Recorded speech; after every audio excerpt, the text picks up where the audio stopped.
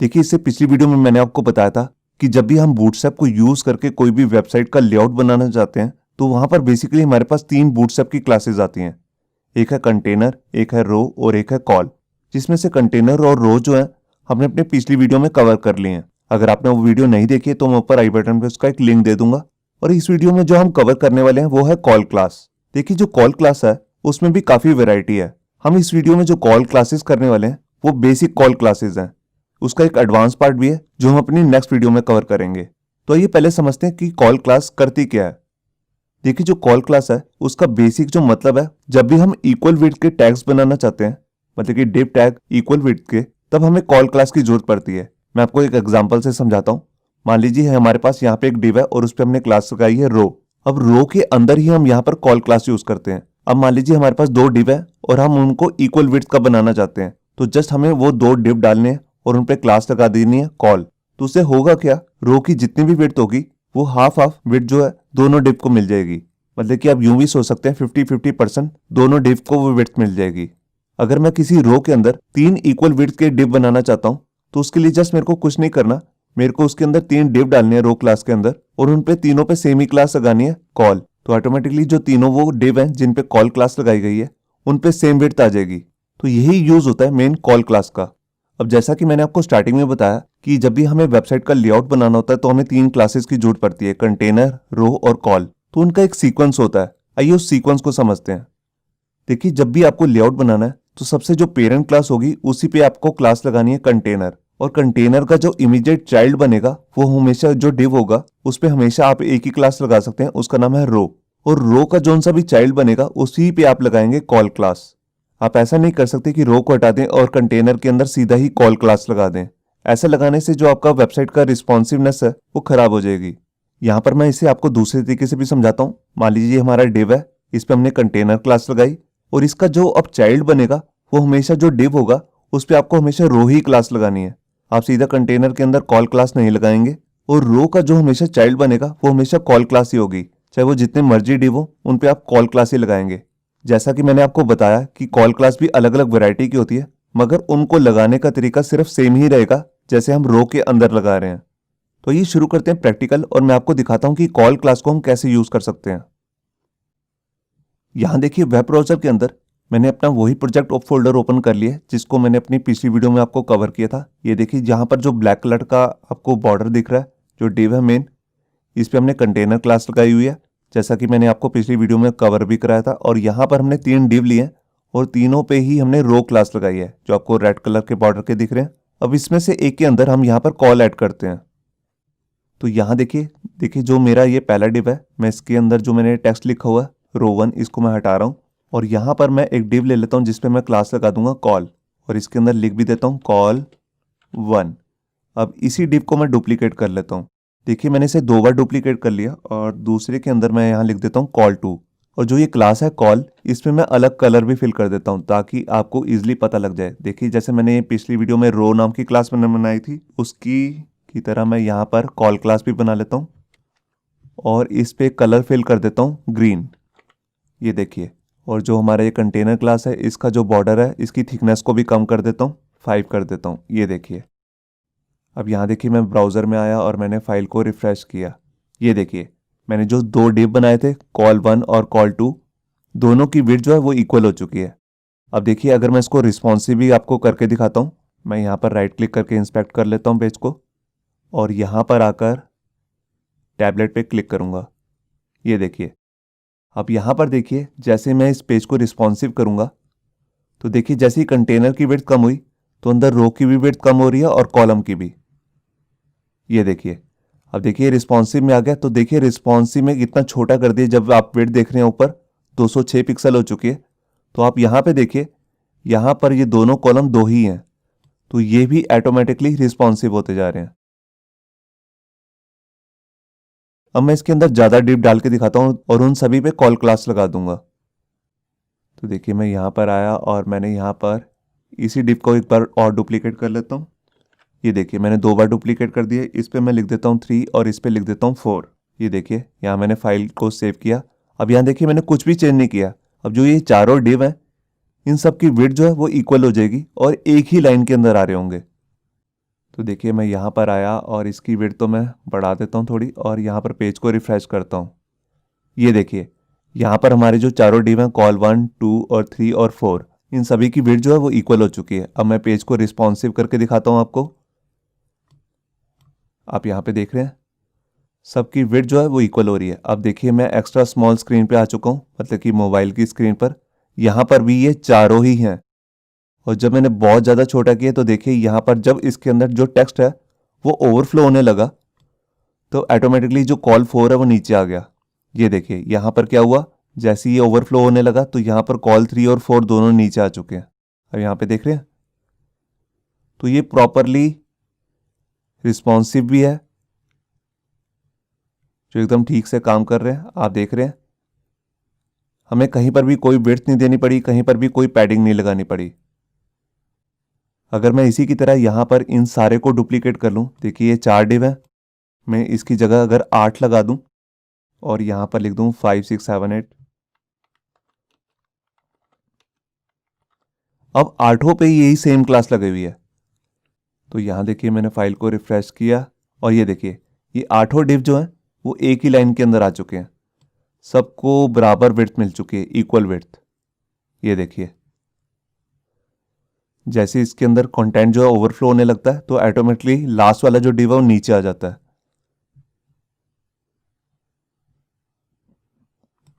अब यहां पर मान लीजिए मैं 2 डिव के बाद ब्रेक लगाना चाहता हूं, मैं चाहता हूं इसके बाद जितने भी डिव आ रहे हैं वो नीचे आ जाएं। तो उसके लिए भी हमारे पास यहाँ पर बूटस्ट्रैप के अंदर एक इनबिल्ट क्लास आती है जिसको हम कहते हैं W100। तो देखिए उसको मैं कैसे यूज़ करूँगा। देखिए जैसे मैं यहाँ 2 डिव के बाद गया और यहाँ पर मैं अपनी क्लास लगा लेता हूँ W-100। ये देखिए यहाँ मैंने एक डिव क्रिएट किया है, इसके अंदर मुझे कुछ लिखना नहीं है। ये डिव बेसिकली करेगा क्या, ये इस कॉल के बीच में यहाँ पर ब्रेक लगा देगा। यहाँ मैंने फाइल को सेव किया और यहाँ आकर पेज को रिफ्रेश किया। ये देखिए यहाँ पर 2 डिव के बाद कॉल 2 के बाद यहाँ पे ब्रेक लग चुकी है, और इसके बाद जो जितने भी नीचे डिव आ गए उन सबकी इक्वल विड्थ हो चुकी है। अब यहाँ पे देख रहे हैं मैं जितने मर्जी ब्रेक लगाना चाहूँ लगा सकता हूँ। देखिए जैसे मैं इसी को ब्रेक को कॉपी करके सिर्फ एक ही डिव के बाद ब्रेक लगा देता हूँ, यहाँ पे 3 के बाद, और देखिए जैसे मैं यहाँ पर 6 के बाद भी ब्रेक लगा रहा हूँ। ये देखिए यहाँ मैंने 3 बार ब्रेक लगा दी, एक बार यहाँ पर, फिर यहाँ पर और लास्ट बार यहाँ पर। तो देखिए मैं यहाँ पर आया और मैंने फाइल को रिफ्रेश किया। ये देखिए अब देख रहे हैं 3 के बाद, देखिए इस पूरी रो में सिर्फ 3 नज़र आ रहा है आपको। इसके बाद ब्रेक लग चुकी है, यहाँ पर 4, 5 और 6 आ गए, फिर उसके बाद कॉल 7 और 8 आ गए, और जितनी बार भी ये डिव नेक्स्ट लाइन में आ रहे हैं उन सभी को इक्वल विड्थ मिल रही है। जैसे कि आप यहाँ पे देख रहे हैं कॉल 4 की और 5 की और 6 की विड्थ इक्वल है। तो आपको यहाँ दिख ही रहा होगा कि ब्रेक का कितना फ़ायदा है कि हम अलग अलग कॉलम में अलग अलग यहाँ पे विड्थ सेट कर सकते हैं। अब यहाँ पे मैं आपको एक चीज़ बताना चाहता हूँ कि जितनी भी हमने यहाँ पर ये ब्रेक लगाई हैं 3 बार, ये हमने मैनुअली लगाई हैं। अगर आप कुछ ऐसा करना चाहते हैं कि जितने भी रोज़ अलग अलग बन रही हैं, हम इन सारे डिव के अंदर ब्रेक मैनुअली नहीं लगाना चाहते, हम चाहते हैं ऑटोमेटिकली लग जाए, और जितनी भी रोज़ हैं उसके अंदर 2-2 कॉलम्स आ रहे हों, जैसे 1 और 2 इधर आ रहे हों, 3 और 4 आ रहे हों, फिर 4 और 5 इस तरीके से। तो उसके लिए भी हमारे पास बूटस्ट्रैप के अंदर इनबिल्ट क्लास आती है जिसको हम कहते हैं रो कॉल्स। आइए उसको समझते हैं। देखिए अब ये आपने जो देखा वो देखा कि जब भी हम किसी डिव पर रो क्लास लगाते हैं और उसके अंदर जितने भी डिव आ रहे हैं उन सब पे अगर हम सेम ही क्लास लगा देते हैं कॉल, तो सबकी विड्थ जो है वो इक्वल हो जाती है और वो सारे हॉरिजॉन्टली एक लाइन में आ जाते हैं। मगर अब हम यहाँ पे क्या करना चाहते हैं, मैं चाहता हूँ कि एक रो में सिर्फ 2 ही कॉलम्स आ रहे हों, मतलब कि कॉल ये वाला और ये वाला। इसके बाद जो ये वाला कॉल आ रहा है मैं चाहता हूँ ये ऑटोमेटिकली नीचे आ जाए। तो उसके लिए मेरे को क्या करना होगा, मेरे को जहाँ पर मैंने ये रो क्लास लगाई है वहाँ पर मेरे को एक क्लास और लगानी है जिसको हम कहते हैं रो कॉल्स। पहले हम लिखेंगे रो हाइफन कॉल्स हाइफन, जितने भी मैं एक लाइन में डिव क्रिएट करना चाहता हूँ उतना नंबर मेरे को यहाँ पे देना है। जैसे मैंने दे दी यहाँ पर 2, तो 2 देने से क्या होगा, यहाँ पर देखिए जो ऊपर वाले 2 डिव आ रहे हैं वो इकट्ठे हो गए, वो इक्वल हो गए, और लास्ट में हमारे पास 3 बचा, तो इसको भी इक्वल वेट मिल चुकी है। यहाँ पर मैं जितने भी नंबर देना चाहूँ दे सकता हूँ, जैसे 3, 4, 5, 6। मैं अभी आपको प्रैक्टिकल करके दिखाता हूँ। देखिए यहाँ पर मैं अपने एडिटर में आया और यहाँ पर जो अभी ये मैंने मैनुअली ब्रेक दी थी इसको मैं हटा देता हूँ। ये देखिए अब ये जितनी भी ब्रेक्स थी मैं सब हटा चुका हूँ। एक बार मैं अभी आपको पहले ब्राउज़र में चेक करा देता हूँ। मैं यहाँ पर आया और मैंने पेज को रिफ्रेश किया। ये देखिए जितने भी 8 कॉलम थे वो सारे एक ही लाइन में आ चुके हैं हॉरिजॉन्टली, आप देख रहे हैं।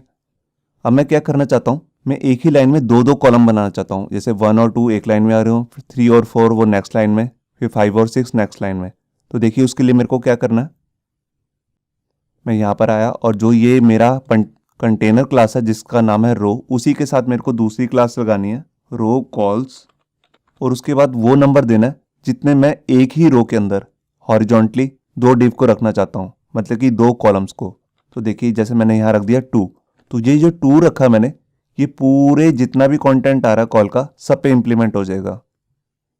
तो देखिए मैं यहाँ पर आया और मैंने पेज को रिफ्रेश किया और ये देखिए आप देख रहे हैं यहाँ पर 1 2 इकट्ठे आ गए, 3 और 4 5 और 6 7 और 8। इसके बाद तो नीचे दूसरी रोज आ रही है, रो 2 और रो 3। और अगर मैं यहाँ पर आकर इसकी जगह कर देता हूँ 3, ये देखिए मैं नीचे से रो 2 हटा देता हूँ, रो 3। अब 3 करने से क्या होगा, देखिए अब एक रो में 3 ही आएंगे, जैसे 1 2 3 एक लाइन में आ जाएंगे, 4 5 6 एक लाइन में, 7 और 8 जो है वो एक लाइन में आएंगे। मैं यहाँ आया और मैंने पेज को रिफ्रेश किया, ये देखिए 1 2 3 एक लाइन में आ चुके हैं, 4 5 6 एक लाइन में, 7 और 8 एक लाइन में। अगर मैं इनको रिस्पॉन्सिव भी करूँगा तो देखिए ये रिस्पॉन्सिव भी हो रहे हैं। और अगर मैं इसकी जगह 4 करके देखूँ तो जस्ट मेरे को यहाँ पे क्या करना है, 4 ही लिखना है। ये देखिए मैं यहाँ पर आया और मैंने फाइल को रिफ्रेश किया, ये देखिए एक रो में 4 कॉलम सेट हो चुके हैं। यहाँ पर जो हमारी वेबसाइट का मेन कंटेंट रहता है वो बेसिकली इसी कॉल वाली जगह पे ही आता है, वो सीधा हम रो के अंदर नहीं देते हैं। रो के अंदर एक कॉल नाम का एक डिव बनाते हैं, उसी के अंदर हम कंटेंट डालते हैं। मैं आपको थोड़ा सा कंटेंट डाल के भी दिखाता हूँ। तो देखिए मैं यहाँ पर गया और मैं यहाँ पर अभी 3 कर लेता हूँ और यहाँ पर मैं कॉल 1 के अंदर यहाँ पर थोड़ा सा टेक्स्ट डाल देता हूँ। देखिए जैसे मैंने 20 वर्ड्स का एक पैराग्राफ डाल दिया, फिर कॉल 2 में मैंने डाल दिया 10 वर्ड्स का एक पैराग्राफ, 3 में मैंने डाल दिया 30 वर्ड्स का एक पैराग्राफ। ये देखिए तीनों पे मैंने अलग डाला, या मैंने फाइल को सेव किया और यहाँ कर पेज को रिफ्रेश किया। ये देखिए आप देख रहे हैं यहाँ पर तीनों में कंटेंट भी आ चुका है। अब मैं इसको रिस्पॉन्सिव करके दिखाता हूँ, ये देखिए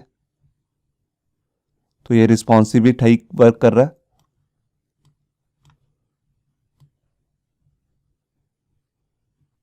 अब इसके बाद मैं आपको दिखाता हूं, जैसे कि अभी हमने यहाँ पर सिंपल एक कॉल क्लास की है, इसकी एक एडवांस वर्जन भी होता है जिसमें हम यहाँ पर कॉल के साथ एक ब्रेक पॉइंट भी ऐड कर देते हैं। देखिए जैसे अभी आप यहाँ पे देख रहे हैं एक रो के अंदर 3 कॉलम्स आ रहे हैं, ये शुरू से एंड तक, मतलब कि मोबाइल की स्क्रीन तक भी 3 ही है। आप देख रहे हैं यहाँ पर 3 ही कॉलम्स आ रहे हैं, ये देखिए 3 ही है यहाँ पर हर जगह पे।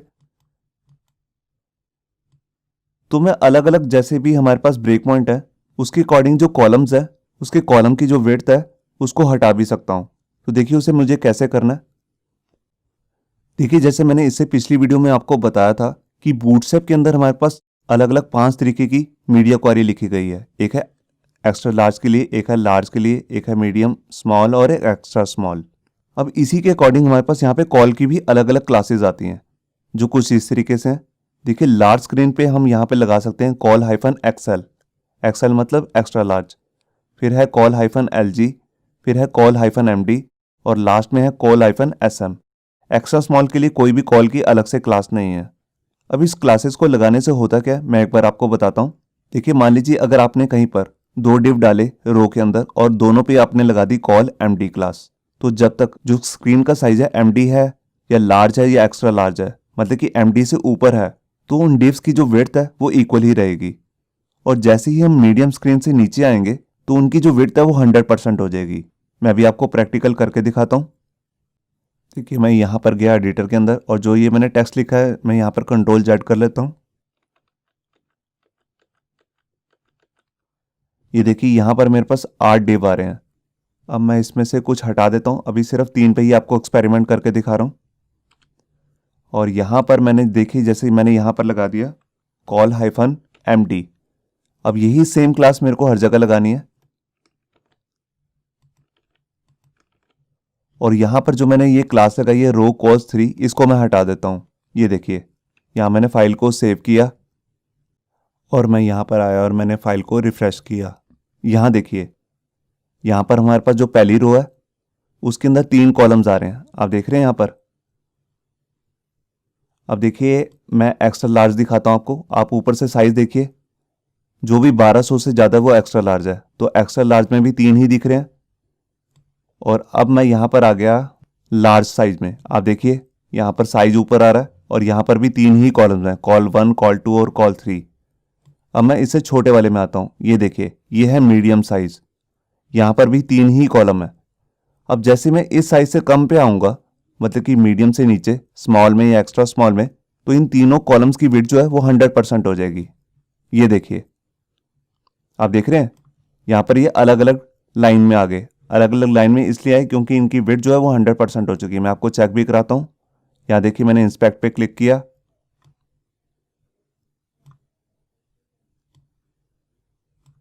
और यहाँ पे देखिए आप, यहाँ पे इनकी जो विड्थ आ रही है वो आ रही है 100%। और अगर मैं इसे एक्स्ट्रा लार्ज में दिखाता हूँ आपको, तो यहाँ देखिए, यहाँ पर इसकी मैक्सिमम विड्थ 100% है, मगर यहाँ पर इसने फ्लेक्स बॉक्स की प्रॉपर्टी यूज़ की है। देखिए, फ्लेक्स ग्रो 1, फ्लेक्स बेसिक 0, जो एक तरीके की विड्थ का ही काम करती है। तो आपको यहाँ पे समझ में आया, जो ये मैंने ब्रेक पॉइंट दिया है यहाँ पे कॉल के साथ, कॉल -empty, तो इसका मतलब सीधा सही है कि मीडियम स्क्रीन पे, लार्ज पे और एक्स्ट्रा लार्ज पे ये इक्वल विड्थ के ही रहेंगे, मगर जैसे ही मीडियम से नीचे आएगा तो इसकी विड्थ जो है वो 100% हो जाएगी। मैं अभी आपको इसको स्मॉल करके दिखाता हूँ या यहाँ पर लार्ज करके दिखाता हूँ। तो देखिए, मैं यहाँ पर आया और लार्ज के लिए जो साइन है उसका नाम है LG।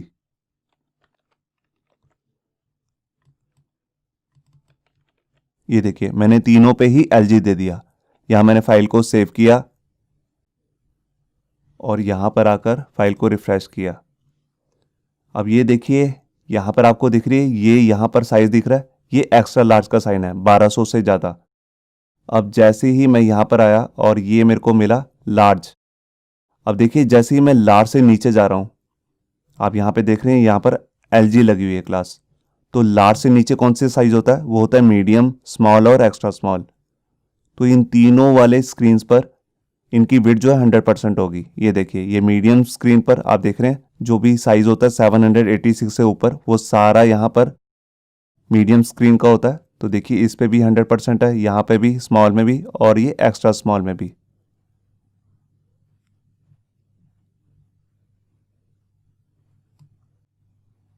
तो इसका मतलब ये है कि यहाँ पर जो सा भी मैं ब्रेक पॉइंट दूंगा, वहां तक ये विड्थ जो है इनकी इक्वल रहेगी। उसके बाद मतलब कि उससे नीचे वाले जो सा भी स्क्रीन साइज होगा, वहां पर ये एक के नीचे एक आ जाएंगे। मैं इसके अंदर आपको कुछ कंटेंट भी डाल के दिखाता हूँ। देखिए, जैसे मैंने यहाँ पर लॉरम 10 वर्ड्स का एक पैराग्राफ ले लिया, यहाँ पर ले लेता हूँ 20 वर्ड्स का और इससे नीचे वाले में 30 वर्ड्स का। ये देखिए, और यहाँ पर मैं आया और फाइल को रिफ्रेश किया। ये देखिए, आप देख रहे हैं। अब मैं इसको रिस्पॉन्सिव करता हूँ। तो देखिए, जैसे ही ये थी एक्स्ट्रा लार्ज और ये थी लार्ज, लार्ज में भी इक्वल विड्थ के डिव है। और जैसे ही मैं यहाँ पर मीडियम स्क्रीन पर आता हूँ, ये एक के नीचे एक आ गए। और इससे नीचे वालों में भी ये देखिए, स्मॉल स्क्रीन पे भी एक के नीचे एक है। तो ये हमारी कॉल क्लास जो भी आपने देखा। बेसिकली जो हमने इस वीडियो में कवर किए हैं, 2 क्लासेस, कॉल या फिर कॉल के साथ जो हमने यहाँ पर ब्रेक पॉइंट लगाए हैं, ये दोनों तरीके की जो क्लासेस ये बहुत कम यूज़ होती हैं, क्योंकि जब भी हम वेबसाइट बना रहे होते हैं तो वहाँ पर डिव्स की जो विड्थ होती है वो किसी की ज़्यादा किसी की कम होती है। कहीं ऐसा नहीं होता कि वहाँ पर इक्वल विड्थ के ही डिव बना रखे हों। तो अलग अलग विड्थ के जब भी हमने डिव बनाने होते हैं तो उसके लिए हमारे पास यहाँ पर 2 अलग अलग तरीके की कॉल क्लासेस आती हैं, जो हम अपनी नेक्स्ट वीडियो में कवर करेंगे, जो कि इस वीडियो का एडवांस पार्ट भी है। तो उस वीडियो को देखना मत भूलिए।